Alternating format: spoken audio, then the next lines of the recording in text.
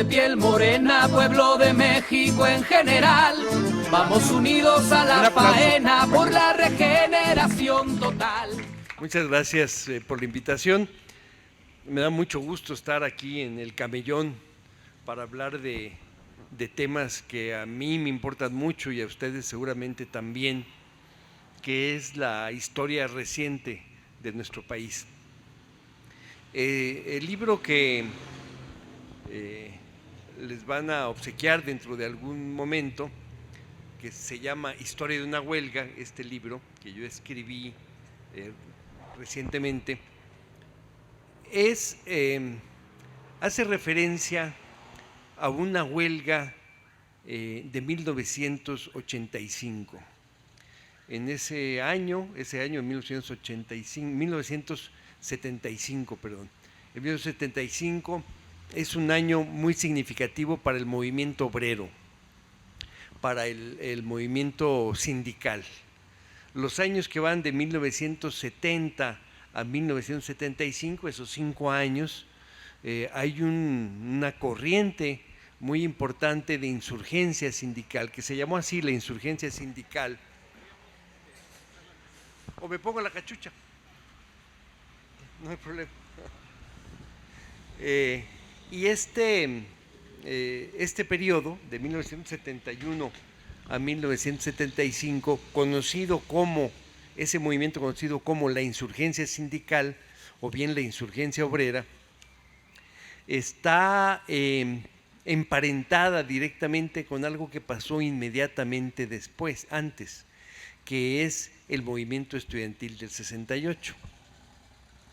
En 1968, todos ustedes lo saben, hubo un movimiento de gran trascendencia, un movimiento de estudiantes, un movimiento juvenil muy amplio que estalló aquí en la Ciudad de México un 26 de julio y que sacudió al país, sacudió a la ciudad desde luego, pero también sacudió al país.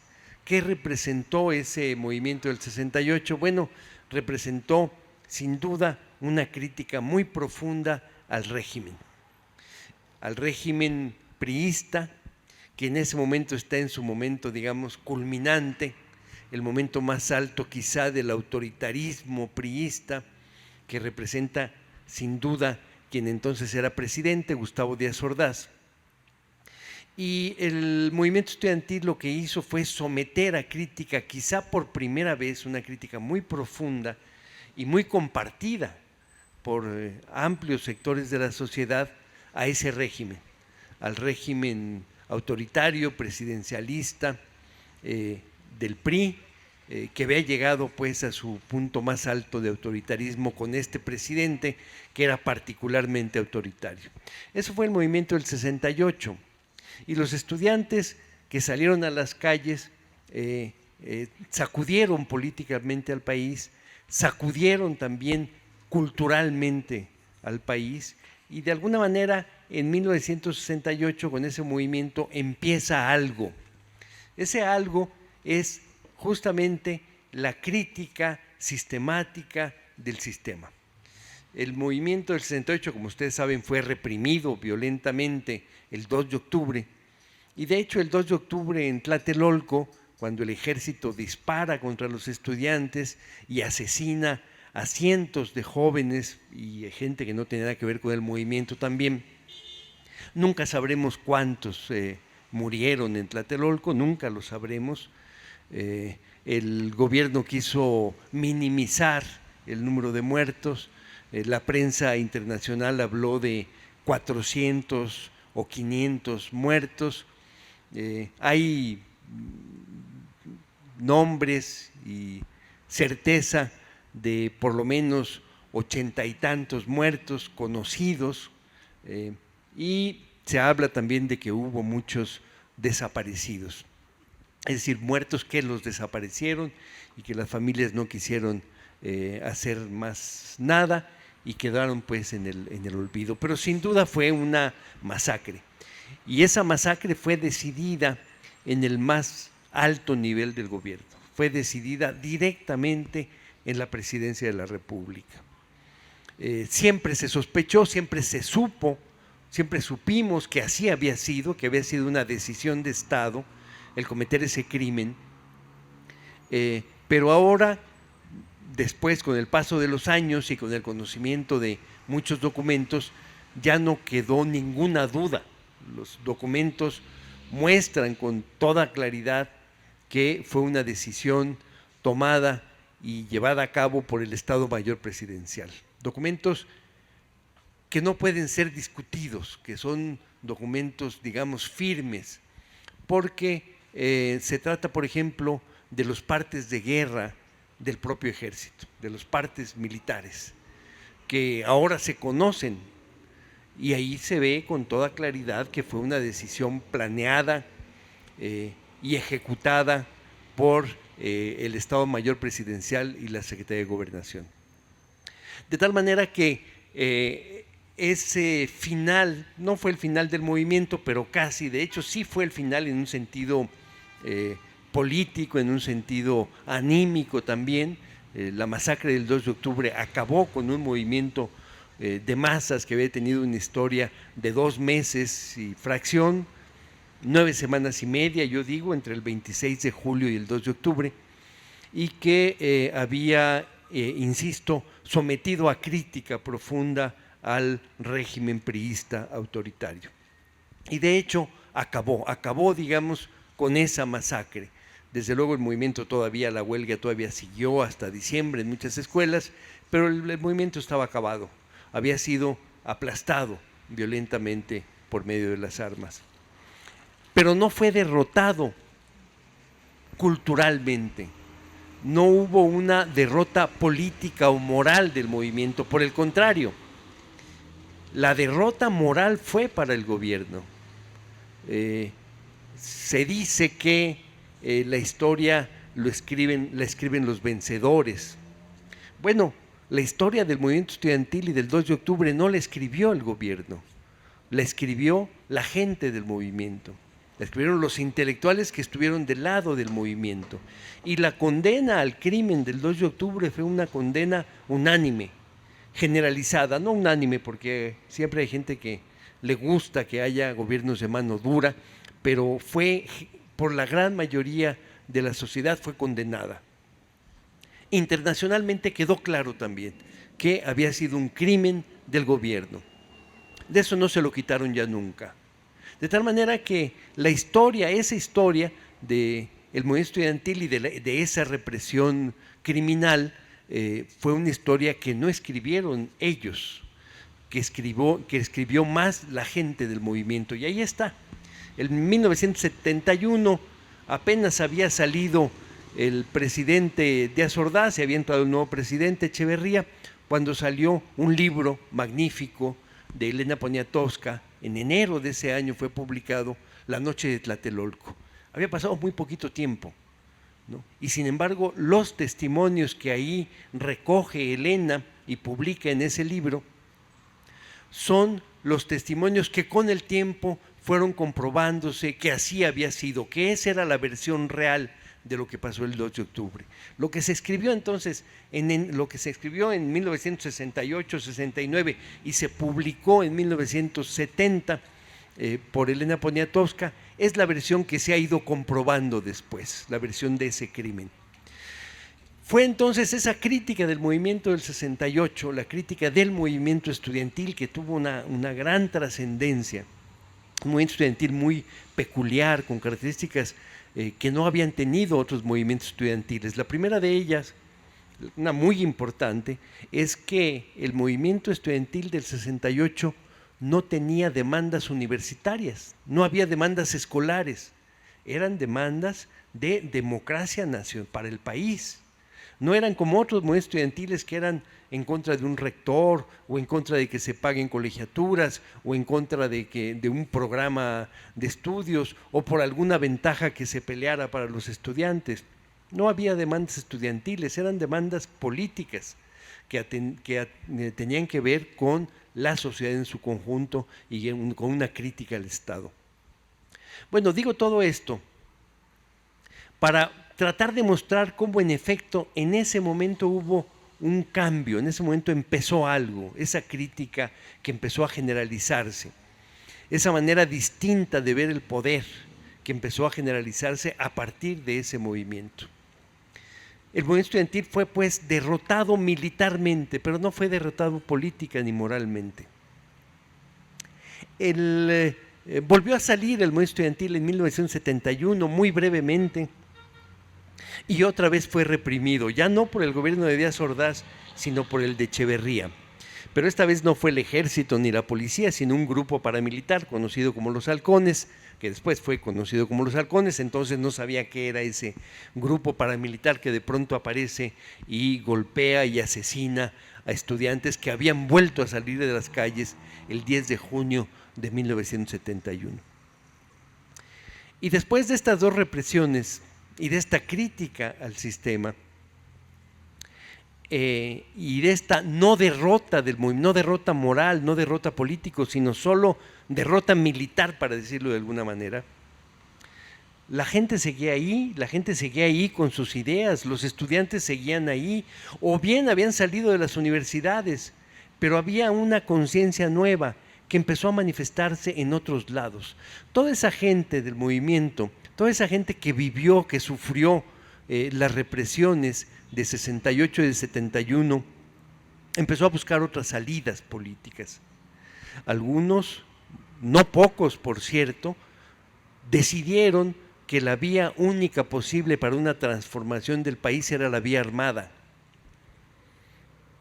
Después de esas dos represiones, muchos estudiantes y muchos no estudiantes dijeron: no hay camino por la vía de la legalidad, hay que irse por la vía de las armas. Y así lo hicieron. Ahora, después de todos estos años, podemos empezar a ver la magnitud de lo que fue ese movimiento guerrillero. Durante mucho tiempo pensamos que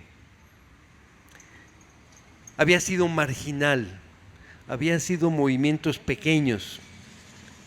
Se conocía desde luego los movimientos rurales, los movimientos de guerrilla rural, como en Guerrero, con Lucio Cabañas y con Genaro Vázquez, que tenían una historia distinta, tenían una historia muy vinculada a demandas rurales, a demandas vinculadas con la política local, regional, y de ahí habían surgido estos movimientos guerrilleros en la sierra. Pero lo que pasó después del 71 no fue solamente esos movimientos, digamos, rurales o agrarios, sino que hubo guerrilla urbana. Y esa fue una característica de ese periodo. Hubo una guerrilla urbana que se extendió a prácticamente todo el país. Entonces la prensa lo ocultó, lo disminuyó, evitó que se conociera lo que estaba pasando, pero ahora con que se han abierto archivos y que conocemos informes de la policía política, sabemos que por lo menos hubo 45 grupos guerrilleros con identificación, con sus siglas, 45 grupos guerrilleros, principalmente en la Ciudad de México, en Jalisco, en el noroeste, en Chihuahua, en Michoacán, en Morelia, en Hidalgo, en otros estados. Y estos grupos guerrilleros, que en su expresión más alta fue la Liga 23 de septiembre, cuando intentaron unirse muchos de estos grupos, fue aplastada violentamente e ilegalmente por la policía política, por el Estado. Lo que hoy conocemos como la Guerra Sucia. Y la Guerra Sucia, que a muchos no les gusta ese nombre, pero lo que significa es que el Estado tomó la decisión de acabar con la guerrilla, pero no por la vía legal, sino violando la ley. Esa es la Guerra Sucia, cuando el propio Estado decide violar la ley con el pretexto de combatir a la guerrilla. De ahí surgen, por ejemplo, cientos de desaparecidos, supuestos guerrilleros, porque nunca fueron juzgados, fueron detenidos porque tenían supuestamente alguna relación con algún grupo guerrillero, una relación que podía ser familiar, amistosa, hasta casual, y que fueron detenidos y muchos de ellos fueron asesinados, desaparecidos. Uno de ellos fue el hijo de doña Rosario Ibarra, por cierto, Jesús Piedra Ibarra, un joven estudiante que pertenecía en efecto a un grupo guerrillero y que fue detenido por la policía. Fue público que había sido detenido por la policía. Apareció en los periódicos: Jesús Piedra Ibarra detenido, acusado de guerrillero. Y después fue enviado a la Ciudad de México, entregado a la policía política y desapareció. Este es un ejemplo de cómo se actuaba. Si en efecto Jesús Piedra Ibarra había violado la ley al optar por la vía de las armas, tenía que haber sido juzgado y tenía que haber pagado prisión por los delitos de lo que se le acusaba si resultaba culpable. Pero no fue eso lo que hizo el Estado. El Estado no actuó de acuerdo con la ley. Lo detuvo, se supo públicamente que lo había detenido, lo entregó a la policía política y seguramente lo asesinó. Otros muchos fueron detenidos sin que fueran realmente miembros de un grupo guerrillero, pero que tenían alguna relación y también fueron desaparecidos. Hubo cientos de desaparecidos. Esa es la guerra sucia. Hay que entender que el Estado no puede hacer eso.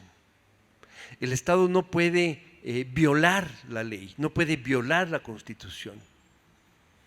Y eso fue lo que hizo sistemáticamente durante esos años. El Estado no puede torturar a un detenido, mucho menos asesinarlo. Y eso fue lo que hizo sistemáticamente, y ahora están los documentos, que siempre se ha sabido, pero ahora están los documentos a la vista de todo el mundo. Esa fue la guerra sucia, la que se le llama ahora guerra sucia, contra supuestos, reales o supuestos guerrilleros. Y de esa manera realmente aplastó a la guerrilla, a esa guerrilla urbana, también a la guerrilla rural.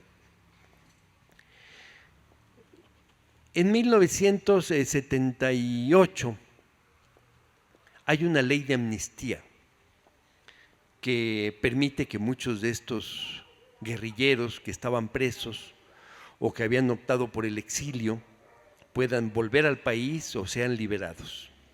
Menciono lo de la ley de amnistía porque eso significa una cosa muy importante. Significa reconocer que no se trataba de criminales comunes, que se trataba de detenidos por razones políticas, que habían optado por la lucha armada como una opción política para transformar al país. Por eso es por lo que el propio Estado decide en un momento determinado hacer una ley de amnistía, porque reconoce ese hecho. Entonces hay el hecho, hay la circunstancia de que hubo una guerra atroz, ilegal, anticonstitucional del Estado en contra de la guerrilla, y que antes había habido una actitud represiva absolutamente criminal como la del 2 de octubre o como la del 10 de junio. Estos hechos, esta represión criminal del 10 de junio y del 2 de octubre fue lo que provocó un fenómeno político, social, que fue el de la guerrilla. Y la ley de amnistía que finalmente dieron era el reconocimiento de que este había sido un proceso de esta naturaleza. Pero bueno, no todos los que habían participado en el movimiento del 68 y del 71 optaron por la vía armada. De hecho, fue un grupo seguramente minoritario en relación con todos aquellos que habían participado en estas movilizaciones. Y muchos otros optaron por el movimiento popular y se vincularon al movimiento obrero, al movimiento campesino, al movimiento urbano popular. Vamos a encontrar entonces que este impulso de la sociedad, este impulso del movimiento estudiantil, esta represión va a producir muchas cosas, influencias múltiples en muchos lados. Y muchos de estos, o un grupo importante de estos estudiantes, acabaron vinculándose al movimiento obrero, al movimiento sindical. Y eso es lo que me permite llegar al tema que me interesaba en esta plática, que es el de este libro, Historia de una huelga, que es la historia, en efecto, de una huelga, aunque en el libro se hablo de una huelga en una fábrica de la industria automotriz, que yo llamo aquí Motores Halostock, que es de ficción. Esta huelga, tal como yo la narro, no existe, es una ficción, pero que está inspirado en hechos reales. ¿En cuáles hechos reales? En primer lugar, digamos, el centro de esta huelga, de donde está tomada, digamos, el argumento principal, es de una huelga que hubo en una industria automotriz, en efecto, que se llamaba Spicer. El movimiento de Spicer, que fue una huelga en el norte de la Ciudad de México, en la zona industrial, que fue muy importante, que tuvo una gran influencia en otras huelgas y en otros movimientos. La huelga de Spicer. En esa huelga de Spicer está inspirado este libro de Historia de una huelga. No solo en esa, ¿no? Está tomada, digamos, el argumento central está tomado de ahí, pero hay otros elementos que están tomados de otros movimientos, por ejemplo, de otros que fueron posteriores, como el de la refresquera Pascual, que todavía de los pocos movimientos realmente exitosos que acabaron consolidando lo que ahora es la industria, la cooperativa Pascual. Y otros movimientos. Y lo que yo quiero hacer en este libro es mostrar una forma, un estado de ánimo de la sociedad, un momento del movimiento obrero, de cuáles eran sus características, cuáles eran, digamos, las formas de actuar. Les dije que este movimiento, esta huelga de Spicer y también la huelga que yo narro de ficción en Motores Halostock, sucede en 1975. Es el último año quizá de ese auge del movimiento obrero, de ese auge que se llamó la insurgencia obrera o la insurgencia sindical. ¿Y qué era esa insurgencia obrera? Era un conjunto de movimientos que empezaron a sumarse y a coordinarse entre sí. En 1971, que es cuando empieza este auge, empieza a desarrollarse esta insurgencia, hay un contingente muy importante que va a ser el centro, va a ser el núcleo de este movimiento, que es el de los electricistas. No del ESME, que están ahora en la batalla, sino de otro sindicato que se llamaba el STERM, Sindicato de Trabajadores Electricistas de la República Mexicana. La historia de ese movimiento electricistas tiene que ver con el intento que hizo el charrismo sindical de desaparecer ese sindicato para fusionarlo con un sindicato controlado por la CTM que se llamaba Sindicato Nacional de Electricistas y que dirigía Francisco Pérez Ríos, un charro muy cercano a Fidel Velázquez, el jefe de todos los charros. Y en ese intento lo que buscaba el Sindicato Nacional era desaparecer a uno de los tres sindicatos electricistas, al STERM, y absorberlo, chupárselo. Y había en el STERM, el líder del STERM, Galván, era un priista, un senador priista. Sin embargo, el sindicato era un sindicato que tenía formas democráticas de gestión. El STERM, por la forma como se construyó, por la forma como nació, era un sindicato que conservaba una forma federativa, ¿no? Cada una de las secciones tenía su propia vida, cierta autonomía y tenía formas democráticas. Por eso habían logrado tener contratos colectivos muy favorables. Y por eso querían destruir a ese sindicato, porque era un sindicato que tenía formas democráticas de gestión y eso les había permitido condiciones laborales y salariales superiores. El intento de desaparecer el STERM provoca que el STERM se defienda, y se defienda de una manera que no esperaban ni el gobierno, ni el charrismo, ni la CTM, porque no esperaban que un sindicato priista, dirigido por un priista, Rafael Galván, recurriera a la movilización. Y eso fue lo que hizo Galván, cuando vio que se trataba de desaparecer sus contratos colectivos, se trataba de absorber y desaparecer esta forma democrática de gestión. Lo que hizo no fue negociar al estilo priista, sino llamar a una movilización. Y entonces empezaron las movilizaciones de los electricistas. Eso sucede en 71, 72. Los electricistas se movilizan, convocan a manifestaciones, no solo en la Ciudad de México, sino en otras ciudades del país en donde había secciones del STERM.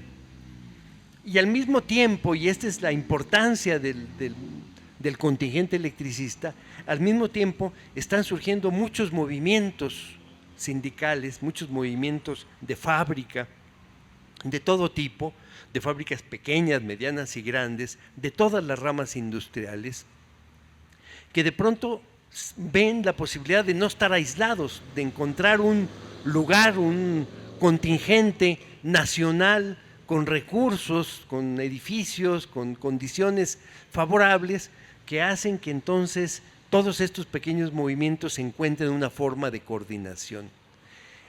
El movimiento del STERM se convirtió entonces en el núcleo de la insurgencia obrera. La insurgencia obrera estaba surgiendo por muchas razones, no por la razón específica de los electricistas. Había desde luego la demanda salarial, sistemáticamente repetido en todos los movimientos de fábricas, igual pequeños que grandes. Pero en todas también se había ido sumando una demanda común a todos, que fue la de la democracia sindical. Y la razón era muy sencilla, muy simple. Las demandas eran demandas económicas, como son normalmente las demandas de los sindicatos. Querían más salarios, querían prestaciones, querían buenas condiciones de trabajo, etcétera. Pero se enfrentaban en primer lugar a un obstáculo, que era su propio sindicato, el sindicato que debería de cumplir la función de encabezar a los obreros en esas luchas. Resulta que en los hechos el sindicato se convertía en su enemigo, porque era un sindicato charro. Entonces una lucha que era por razones económicas,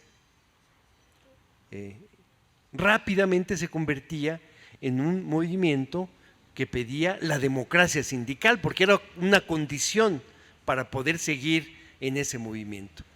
Así que la insurgencia sindical de estos años tuvo en el centro un contingente muy importante que les permitió una coordinación nacional y tuvo una demanda que empezó a ser una demanda común a todos, la democracia sindical.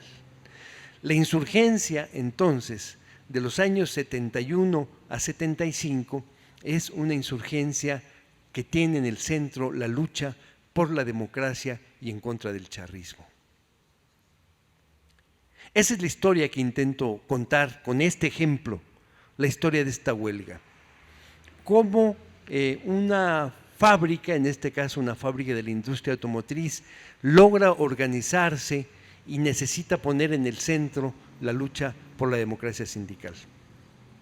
Y cómo también los sindicatos charros, estos que llamamos sindicatos charros, acaban aliándose con los patrones y con el gobierno en contra del movimiento. Había una consigna muy repetida en esos años del movimiento sindical que decía charro, gobierno y patrón son un mismo ladrón, o cualquier cosa que rimara con on. Charro, gobierno y patrón son un mismo ladrón. Esa era una consigna, pues, pero que tenía mucha experiencia detrás, en efecto. frente a un movimiento que empezaba por demandar aumento de salarios o que empezaba por luchar contra un capataz que era particularmente autoritario o que luchaba por cualquier cosa, acababa enfrentando no al patrón, sino al sindicato charro, al patrón y al final también al gobierno. Los tribunales y las formas de manejo en los tribunales son tales que era muy difícil que se respetara la ley federal del trabajo. Casi que una demanda que ha sido sistemática en los movimientos populares en México ha sido el respeto a la ley. Fíjense, una demanda de los movimientos es que se respete la ley. ¿Y a quién se le exige que se respete la ley? Bueno, al patrón, al sindicato y al gobierno, porque simplemente esta alianza impedía que se aplicara la Ley Federal del Trabajo, que tenía desde luego cosas mucho más favorables en el papel que lo que en la práctica sucedía en todas las fábricas, desde la cuestión salarial, pero muchas otras prestaciones que desde luego no se respetaban. Pero digo esto de que los movimientos populares exigen que se respete la ley porque el gobierno no la está respetando. Y es el movimiento el que demanda que se respete. En esta coyuntura en la que estamos ahora, otra vez, el movimiento popular lo que está pidiendo es que se respete la Constitución, que se respeten las elecciones libres, que se respete el artículo 41 de la Constitución. Fíjense cómo los movimientos populares recientes y no tan recientes, lo que han reivindicado es muchas veces leyes que existen desde 1917 y que el gobierno u otros actores políticos y sociales no respetan. Esa es la historia de la insurgencia sindical, la historia que finalmente también terminó en una derrota, igual que el movimiento estudiantil del 68, una derrota de la misma naturaleza. También los electricistas fueron reprimidos en 1975. Después de que el movimiento logró que se unificaran los dos sindicatos, pero sin que desaparecieran sus prestaciones y sus contratos, ni sus formas democráticas, ni la autonomía relativa de sus secciones.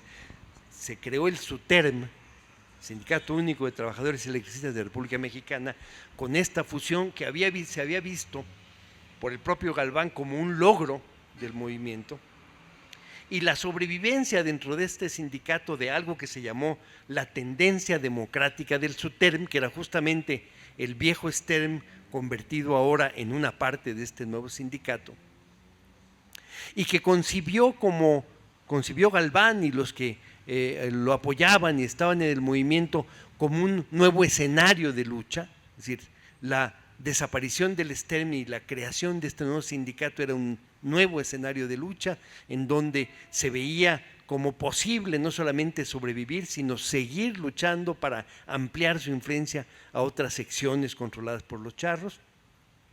Bueno, acabó siendo una manera de reprimir y de acabar con el STERM.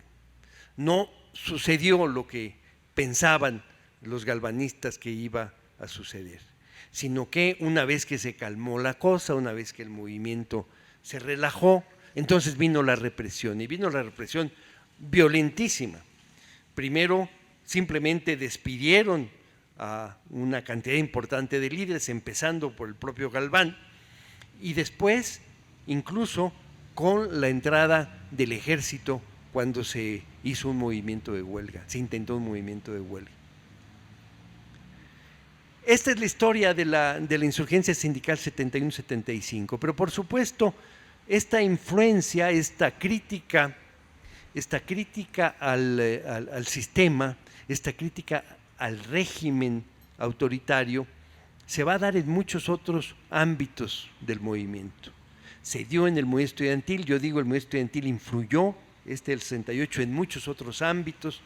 Se presentó como una forma crítica, radical la existencia de una guerrilla mucho más fuerte de lo que pensábamos que era, mucho más amplia, en la que seguramente estuvieron implicados miles de personas, en la cual participaron gente de muchos estados de la República, murieron muchos, muchos estuvieron en la cárcel y después lograron salir con la ley de amnistía y muchos se fueron al exilio. Se planteó participación en el movimiento sindical, influyeron seguramente, esta crítica del Estado influyó en la existencia de esta insurgencia obrera. En el centro estaban, como dije, los electricistas y también, por cierto, los ferrocarrileros, que es una historia más vieja, que viene desde el 58-59 y que se emparenta, por cierto, con el 68 y otra vez con el 71-75. El movimiento ferrocarrilero, quizá antes de 1971, que empieza este auge obrero, el otro auge del movimiento obrero que había existido había sido en 1958-59. 58 fue una verdadera primavera, diríamos ahora, obrera, hubo grandes movimientos.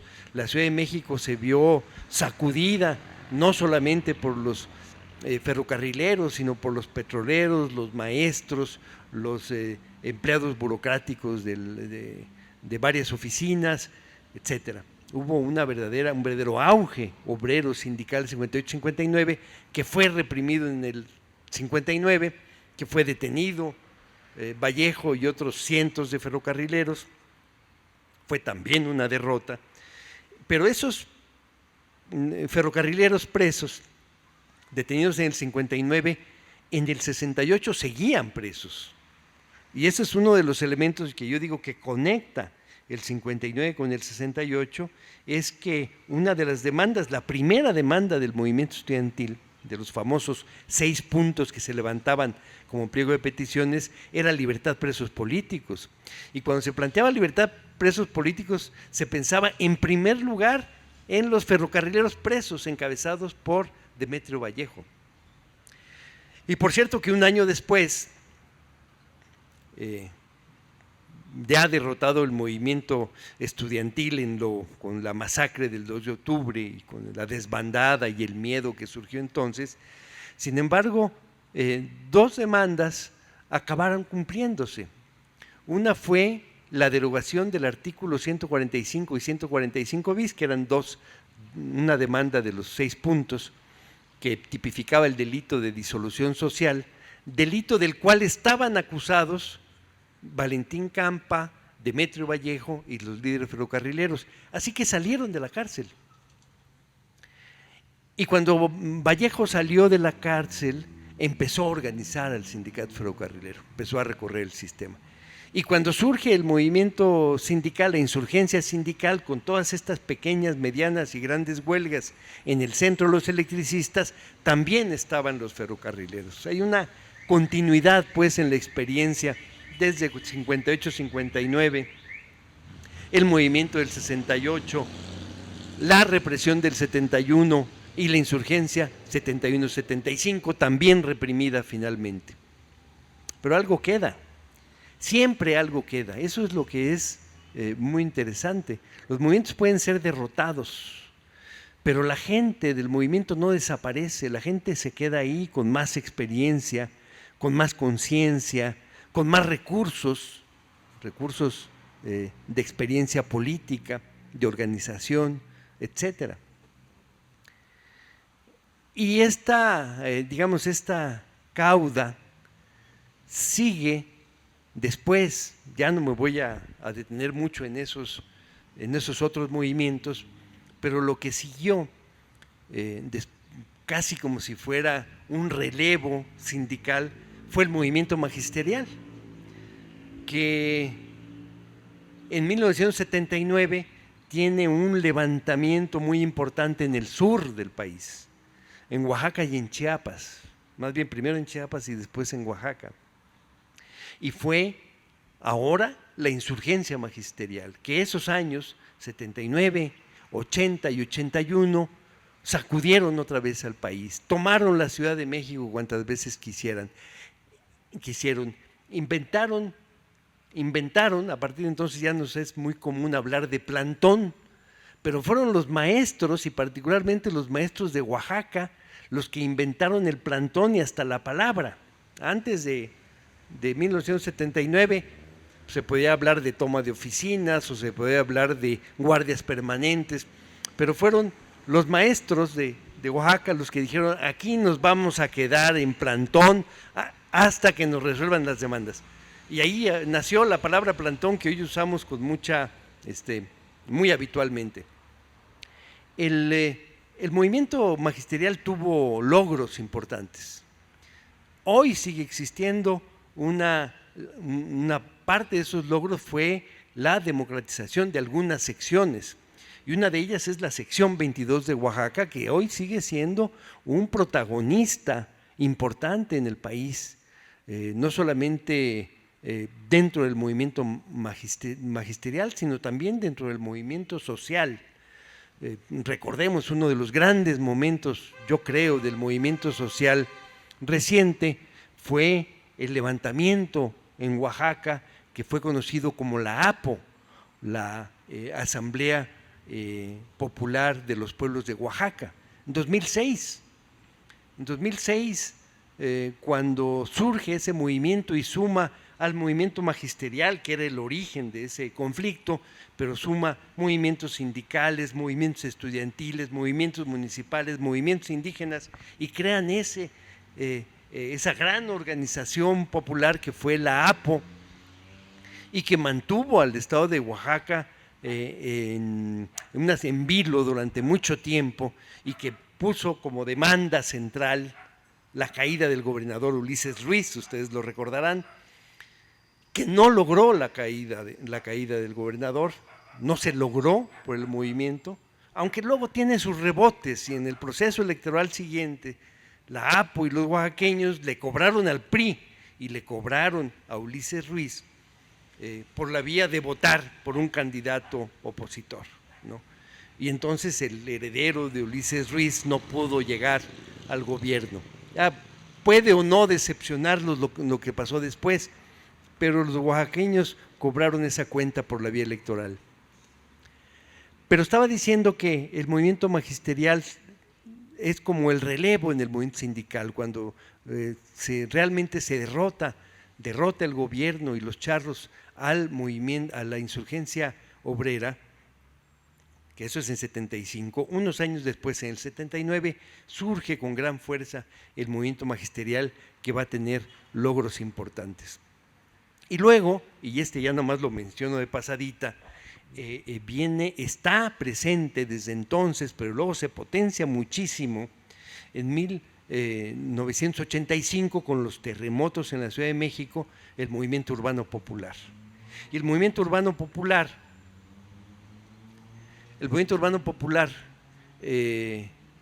tiene una gran significación en la Ciudad de México, pero no solo. Venía de atrás el movimiento urbano popular. Había habido colonias organizadas con logros importantes en el norte, en Nuevo León, en Coahuila y en muchas otras ciudades. Pero cuando suceden los terremotos, en la Ciudad de México esto se potencia ante la evidencia de que el gobierno es incapaz de responder a una emergencia como la de los terremotos. Y es la sociedad civil, que desde entonces ya se utiliza llamarle así, la sociedad civil la que responde sin necesidad del gobierno. Eso es lo que pasó en el 85, y de ahí surgen muchas organizaciones de lo que se llama Movimiento Urbano Popular, entre otras la Asamblea de Barrios, que las menciono también porque todo esto va a conectarse, toda esta historia de movimientos sociales, casi todos reprimidos, casi todos derrotados, van a llegar a un momento en 1988 en donde va a empezar a cambiar también la forma de reaccionar de los ciudadanos frente al proceso electoral. Por primera vez en el 88, los ciudadanos, actuando como tales, piensan que la vía electoral puede servir para algo y salen a votar y votan por el candidato de la izquierda de un frente, del Frente Democrático Nacional, que era Cuauhtémoc Cárdenas. Y sorpresivamente, o aparentemente esto es sorpresivo, el candidato de la izquierda, el candidato del Frente Democrático Nacional, en el 88 gana las elecciones. Y sucede ese famoso fraude de julio del 88, que fue conocido como la caída del sistema, cuando, lo recordarán la mayoría de ustedes, el día de las elecciones en la noche, todos los resultados daban una gran ventaja a Cuauhtémoc Cárdenas encima de Salinas de Gortari, y entonces el entonces secretario de Gobernación da un informe a la prensa diciendo que se suspende la información, el flujo de información, porque se cayó el sistema, deja de ver información durante unas cuantas horas, durante la noche de ese día. Al día siguiente, cuando ya se restablece el sistema, los resultados electorales ya están al revés, y quien va ganando con amplio margen es Salinas de Gortari, quien finalmente se le dio el triunfo. Eso pasó en el 88, pero lo menciono porque es como el punto de llegada de toda esta historia, de toda esta fuerza de los movimientos sociales, que en un momento determinado se manifiesta también en un proceso electoral. Y de ahí surge, como seguramente saben todos ustedes, de ese fraude y de ese movimiento del Frente Democrático Nacional, surge la fundación del PRD un año después, en 1989.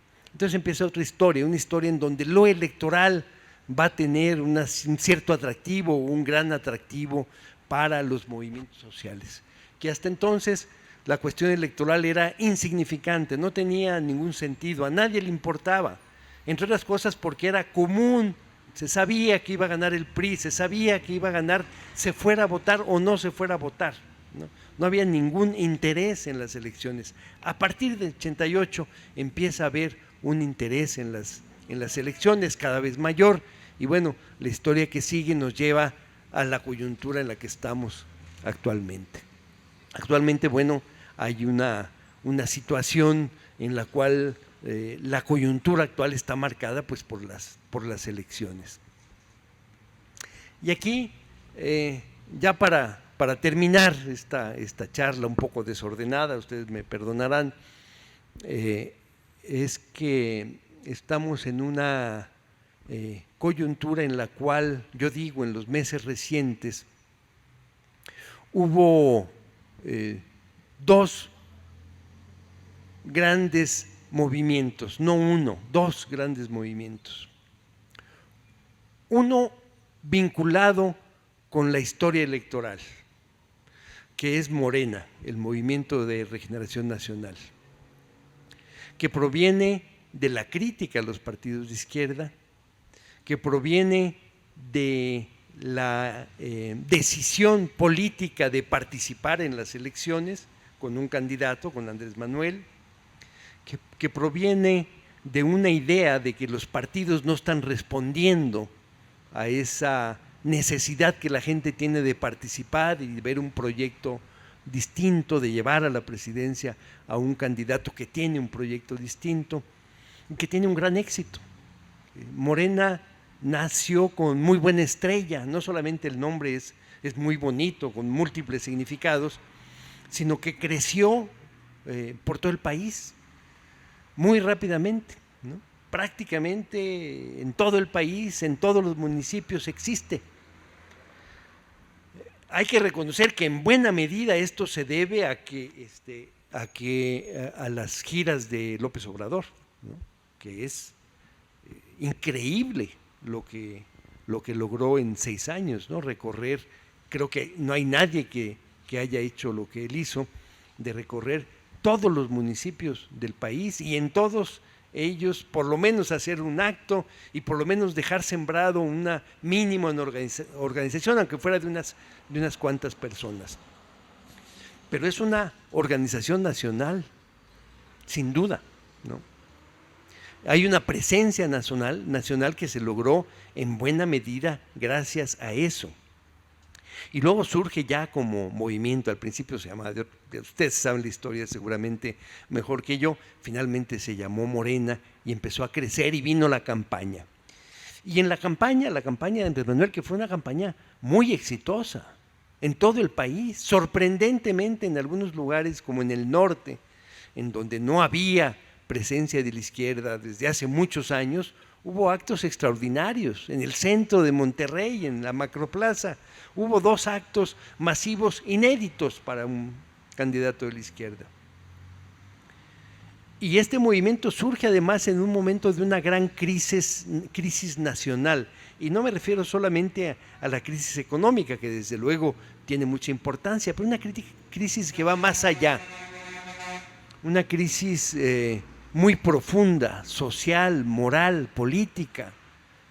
La violencia del narco desatada por el gobierno de Calderón, por una torpe política, torpe por decirlo menos, y que ha producido el dato de, ya seguramente se quedó corto, pero que se ha manejado como 60,000 muertos. Hay quien dice que ese dato ya es un dato muy pequeño para medir la realidad, pero no importa, la realidad es esa. El país ha vivido en medio de una masacre en cámara lenta producida por razones estúpidas, sin significado alguno, sin sentido, sin una respuesta adecuada desde el punto de vista legal, ¿no? En un Estado de Derecho, si hay 60,000 muertos, debería haber 60,000 averiguaciones previas para saber qué pasó con esas personas, quién las mató. Y sin embargo aquí se ha tratado realmente como si fueran daños colaterales de una guerra. Y mientras no se demuestre lo contrario, esta es la actitud inmediata del gobierno. Si hubo 12 muertos ayer en San Luis Potosí, la idea que transmiten, aunque no lo digan con esas palabras, seguramente eran sicarios, seguramente eran narcotraficantes, seguramente se enfrentaron entre ellos, ¿no? Esa es la idea que quieren dejar. No son realmente muertos civiles, sino son como daño colateral de una guerra estúpida. Bueno, hasta que la gente, los deudos, empiezan a decir no, mi hijo no era ningún sicario, lo asesinaron, pero no era ningún sicario. O en todo caso tienen que comprobarlo. Esto fue es una crisis moral del país. Entonces hay la crisis económica, hay la crisis social por la situación económica, pero hay también esta crisis moral. Y detrás de todo esto, un aparato de control que incluye a los medios de comunicación muy riguroso, ¿no? Y frente a esa evidencia, frente a la evidencia de que el país no está informado, de que la mayoría de la gente que se informa a través de la televisión no recibe más que una versión muy sesgada, también para decirlo de manera suave, de lo que realmente está pasando a través de Televisa y Televisión Azteca. Frente a esta evidencia surge el otro gran movimiento que yo decía que había surgido. Por una parte, Morena, con esta extensión y con este sentido de queremos un gobierno distinto y hay un proyecto de nación distinto, surge el Yo Soy 132 de los universitarios, que apunta al corazón del problema, que es el control mediático, la falta de información. Surge de una manera que casi es poética, en una universidad privada, en la Ibero, donde menos se esperaba que iba a suceder, un acto de protesta en contra de Peña Nieto, y entonces la respuesta de los medios es ningunearlos, desconocerlos, decir que son un puñado de provocadores, que no tienen nada que ver con los estudiantes verdaderos, esta actitud que automáticamente asumen tanto los priistas como los medios de comunicación, y que bueno, provoca una respuesta magnífica de los estudiantes diciendo: momento, no somos provocadores, ni venimos de ningún lado, somos estudiantes, aquí está mi credencial. Y entonces hacen el famoso video de los 131 muchachos diciendo: yo soy estudiante y vine a protestar contra Peña Nieto, ¿no? Ahí surge el yo soy 132, porque es tan buena la respuesta que al día siguiente todo el mundo empieza a sumarse. Son 131, yo soy 132, y es la misma crítica sistemática en contra de los medios. Y yo digo, apuntaron al corazón. En efecto, Televisa y Televisión Azteca están en el corazón del problema. Son el control de la información y el control de las mentes de muchísima gente en nuestro país. Hay estos dos grandes movimientos, ¿no? Morena, que tiene este desarrollo vinculado con lo electoral claramente y con la idea de que es posible ganar las elecciones, y de otro lado surge este otro movimiento magnífico que es el Yo Soy 132. Y esto es lo que crea la coyuntura en la que estamos metidos. Desde luego, del otro lado están los priistas, el gobierno, el PAN y las televisoras. Ese es el campo en el que estamos, ese es el terreno en el que estamos. Y lamentablemente también el IFE, que era este organismo en que alguna vez se tuvo confianza, pues se ha cuadrado francamente con los deseos de los priistas y del estatus. Se ha cuadrado de una manera muy cínica, ¿no? Y seguramente, aunque no nos guste decirlo, seguramente el TRIFE también lo va a hacer. Y por lo tanto, en unos cuantos días veremos, no nos va a sorprender, lo veremos con tristeza o con coraje o con las dos cosas, que el TRIFE va a reconocer la legalidad de las elecciones y va a declarar a Peña Nieto presidente electo. Eso, ojalá que me equivoque, ojalá que nos den una sorpresa de otro tipo, pero todo apunta a que eso va a ser así. Y eso nos mete en una situación muy complicada, que tenemos que reflexionar sobre ella con inteligencia. Porque lo que hay que decir es que, aunque hay muchas reacciones, a veces justificadas, a veces explicables, de gente que dice: no, ya no hay de otra vez no hay más que tomar las armas, y hay gente que lo cree y que piensa que de esto va a surgir intenciones de una revuelta armada. Yo personalmente creo que eso no va a suceder, pero además tampoco deseo que suceda. Yo creo que sí hay la opción de una vía pacífica, que debemos insistir en una vía pacífica y que en el centro esté la organización y el movimiento. Porque no es posible que después de estos meses tan intensos, de esta campaña tan exitosa, tan extraordinaria, de este movimiento juvenil magnífico que es el Yo Soy 132, simplemente todo eso se convierta en algo insignificante y que no tiene futuro. Por el contrario, yo creo que eso tiene mucho futuro. El candidato de la izquierda, Andrés Manuel, obtuvo 16 millones de votos. Eso es una gran fuerza política. Y son 16 millones de votos de a de veras, no son como los del otro lado, ¿no? Aquí nadie lo compró, ¿no? Esa es una gran fuerza política. De otro lado, hay una crítica de la parte más consciente del país, ¿no?, a la forma como está operando el gobierno panista actual y como quieren que opere el gobierno priista. Ese es, digamos, el terreno en el que estamos, esa es la fuerza que tenemos. No podemos simplemente echarla por la borda. En el centro está el tema de la organización, desde luego. ¿Y qué más? No sé qué más, pero sí algunas ideas tengo, como todos tenemos, ¿no? Y una que me parece inmediata, la que hay que pensar en lo inmediato, es lo que va a querer hacer el gobierno de Peña Nieto con su mayoría en la Cámara. Y no es ningún secreto, pues, lo han dicho durante todos estos meses. Quieren hacer las famosas reformas estructurales que necesita México, que repiten esa frase hasta la fatiga, ¿no? Tanto que hay gente que realmente cree que pues ha de ser que México, tanto lo dicen, que realmente México necesita esas reformas, pero no son las reformas que necesita México. Las reformas que necesita México son otras. Esas reformas estructurales son las reformas a favor de los ricos, pero así de claro. La reforma laboral no es otra cosa que quitarles derechos que ya tienen los trabajadores.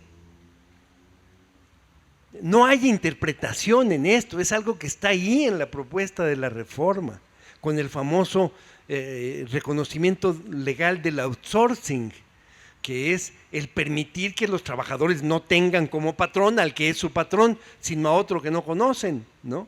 Y que por lo tanto prácticamente se coarta el derecho de huelga, que está en la ley, que está en la Constitución. Y como esas otras reformas, la reforma fiscal, que lo que quieren es ni más ni menos que los pobres y la clase media paguemos más y que los ricos sigan sin pagar nada, que esto es absolutamente increíble. La cantidad de impuestos que pagan las grandes empresas o los grandes consorcios son ridículos, son minúsculos, casi microscópicos.